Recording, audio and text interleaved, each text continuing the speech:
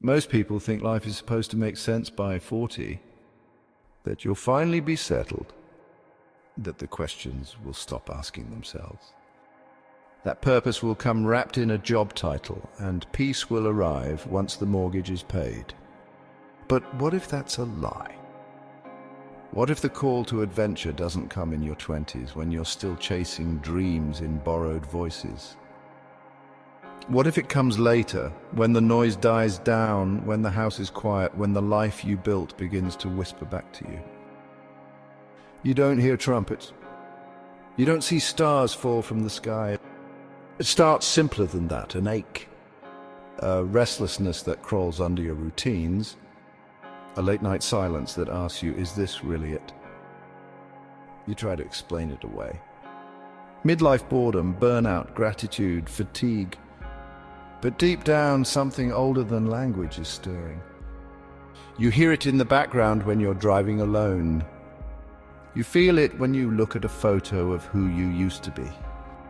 It's the whisper behind the noise. It's the call. Not to quit your life. Not to burn it down, but to begin again, to stop sleepwalking. To answer the version of you that's still waiting on the other side of everything you've done just to survive. Carl Jung once wrote that the first half of life is for building a strong ego, but the second half is for letting it go. That's where meaning begins, not in proving, but in returning. The truth is, you've already met the call before. Maybe in your 20s, when you wanted to paint, to teach, to travel, to write your name in something that mattered. But back then you traded it for practicality, stability, the right kind of life. And now, like clockwork, it comes back, not to punish you, but to remind you, you are not finished.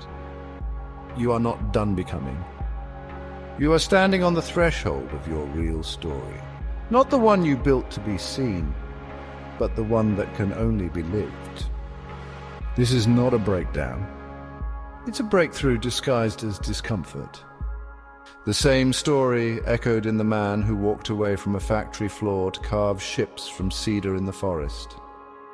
Or the woman who stitched Persian poems into dresses after losing everything she once called home. They didn't need permission, they needed to listen, and so do you. Because the real danger isn't failing at something new. It's succeeding at something that no longer speaks to your soul. The call doesn't ask if you're ready. It asks if you're willing. You don't need to have the answers.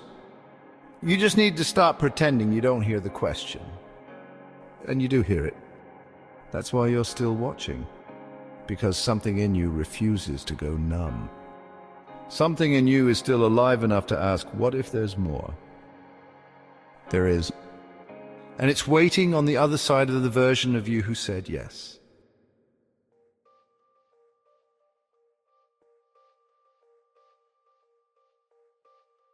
You almost said yes. You felt the pull, the ache, the wild hope that maybe, just maybe, it's not too late. But then the fear spoke louder. And suddenly, all your reasons for staying put sounded like wisdom. I can't, I shouldn't, I have responsibilities, I'm lucky to be where I am. You convinced yourself that safety is maturity. That dreaming again is reckless, that silence is stability. But that's not wisdom, that's the cage. It doesn't look like a prison. It looks like a respectable life. It sounds like you should be grateful. It feels like the slow ache of dying in a life that no longer fits. Comfort is seductive. It rewards you for shrinking. It flatters you for staying quiet. And it gives you just enough routine to forget you ever wanted more.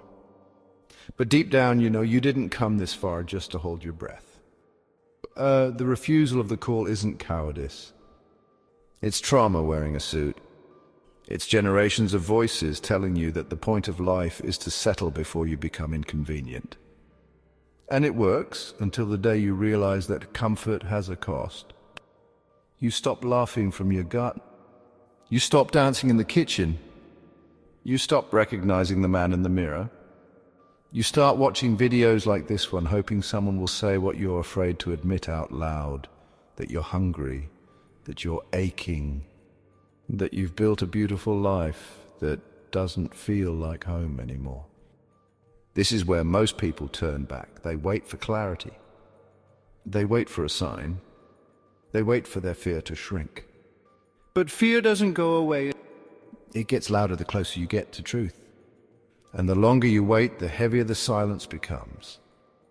There's a Bantu proverb that says, "The child who is not embraced by the village will burn it down to feel its warmth." Sometimes the village is the life you created, and the one burning is you. You don't need a plan. You don't need guarantees. You need to stop mistaking your numbness for peace. The man who built a cello out of car parts didn't do it because it made sense. He did it because it was the only way to feel alive again. The poet who hid her notebooks for decades didn't wait for permission. She waited for the ache to become unbearable.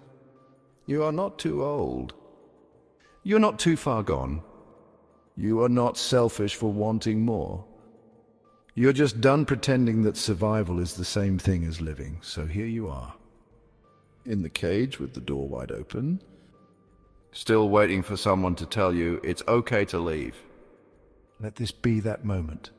Let this be the crack in the comfort, the first breath of something dangerous, something real. You don't have to burn it all down. You just have to stop lying to yourself about what it's costing you to stay.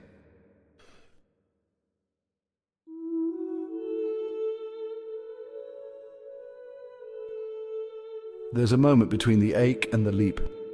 It's not dramatic. It doesn't come with clarity. It comes with nausea, that quiet sense that your life is about to change and you have no idea who you'll be on the other side of it. You stand at the edge of your old life, staring into fog. You want signs, guarantees, a script? But there are none, just a question. Will you step forward before you feel ready? This is the true beginning of the hero's journey. Not when you pack your bags, not when you change your job, but the instant you decide deep in your chest that staying in the known is no longer worth the cost. That moment is sacred. It doesn't always look like courage. Sometimes it looks like a quiet email at midnight, a job rejection that feels like relief, a whispered confession in therapy, a journal entry you'll never let anyone read. This is the part they never show in the movies. Because it's too quiet, too raw, too human, no dragons, no music. Just the cold realization that you don't recognize the life you built and the terrifying possibility that something else is waiting. You want the fire, the vision, the thunder. But first you have to cross the invisible line between known comfort and sacred risk. There's a saying in Zen, leap and the net will appear. But it never appears first. You leap while afraid, while shaking, while questioning everything. You walk into the fog with no promise that the ground will be solid beneath you. And then one day it is. You remember the man who left the factory floor to become a zookeeper in midlife, who finally stepped into the childhood dream he buried for decades. Not because he was fearless, but because the ache refused to leave. You remember the monk who set down silence to paint holy images in alleyways, who left the order not in rebellion but obedience to the whisper that had grown into a roar. They didn't wait for perfection. They moved when the stillness started to feel like suffocation. So do you, because you're not actually afraid of starting over. You're afraid of becoming someone no one recognizes, including yourself. But that's not a tragedy, that's the threshold. And once you cross it, the world won't suddenly cheer for you. Most won't even notice. But the part of you that's been waiting behind the curtain of your life will exhale and say, finally.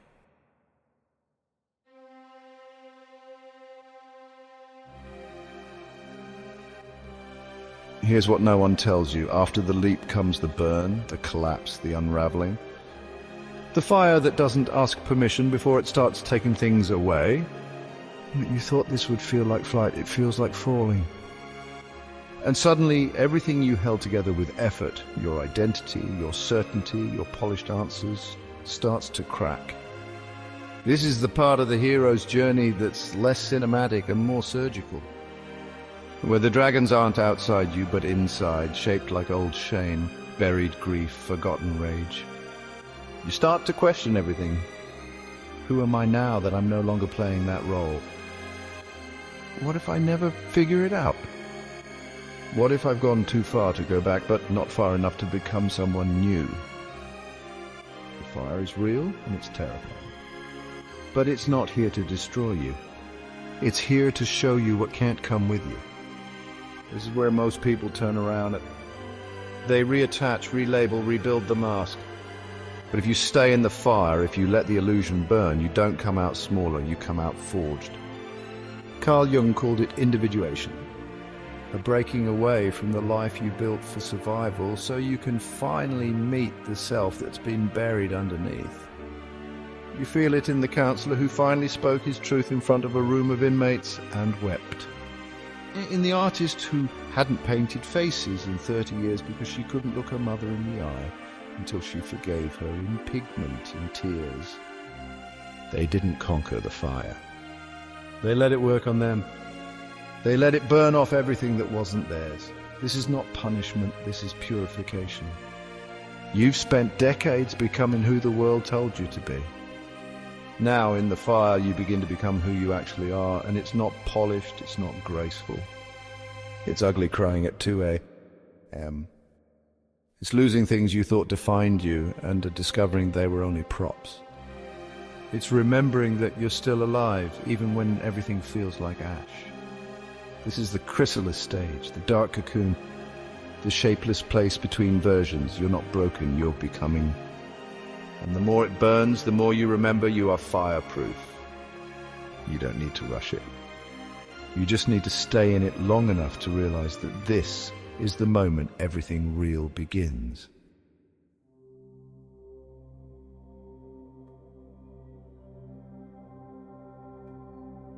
No one tells you how strange the return will feel. You come back to the same kitchen, the same job title, the same morning routine, but something's different now. You're not moving faster, you're moving truer. You're not trying to prove anything. You're trying to carry something. Because when you go into the fire and don't run, you come back with something sacred. Not answers, not a trophy, but presence. The kind of presence that doesn't need to speak loudly to be heard. The kind that doesn't need permission to take up space. The kind that doesn't apologize for being changed. You're not trying to be impressive anymore. You're trying to be whole. And that's the treasure no one sees, but everyone feels. This is the final act of the hero's journey, the return. But not to who you were. To who you are now. And to a life that can hold that truth. The man who once wrote music in secret is now singing it into rooms where silence used to live. The doctor who used to listen only with a stethoscope now listens with his soul. The seamstress who stitched poetry into her pain now dresses others in resilience. They didn't come back looking for recognition. They came back with an offering. Their life fully lived. This is what it means to carry the flame. To show up in rooms where others are still pretending. To speak when the easy thing is to nod. To rest when the culture says grind. To live not as a product, but as a presence. You don't need to be louder. You need to be rooted. You don't need to inspire crowds. You need to be real with one person, yourself. The philosopher Chuang Tzu said, when the shoe fits, the foot is forgotten. When your life finally fits, you don't have to keep explaining yourself to it. You walk it, not as a role, not as a reaction, but as a rhythm. You don't need to chase meaning anymore. You are meaning because you've made peace with the shadows. You've made space for the silence. And now you can hold the light. And here's the part that no one sees coming. Your story, the one that almost ended in numbness, might be the medicine someone else has been waiting for. Because the treasure you bring back is not for you. It's for the people who still think they're alone. Who still think they're too late. Who still believe their cage is locked. You are the proof. Not that life is easy, but that it's still possible. To wake up, to return, to begin again. And now, there's only one thing left to ask.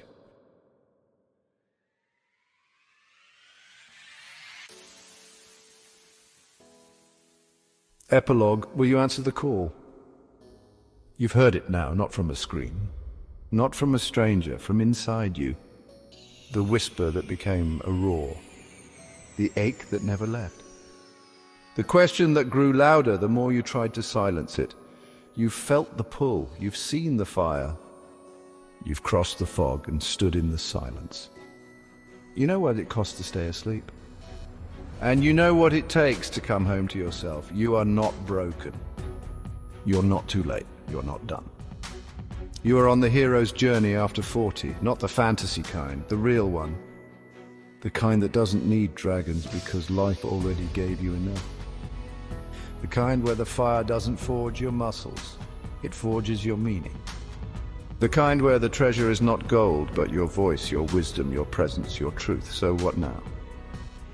Now it's your turn to speak, not to perform, not to impress, but to answer. Will you say yes? To the version of you that's been waiting? To the dream you buried under the right thing? To the life that's been calling you by your real name?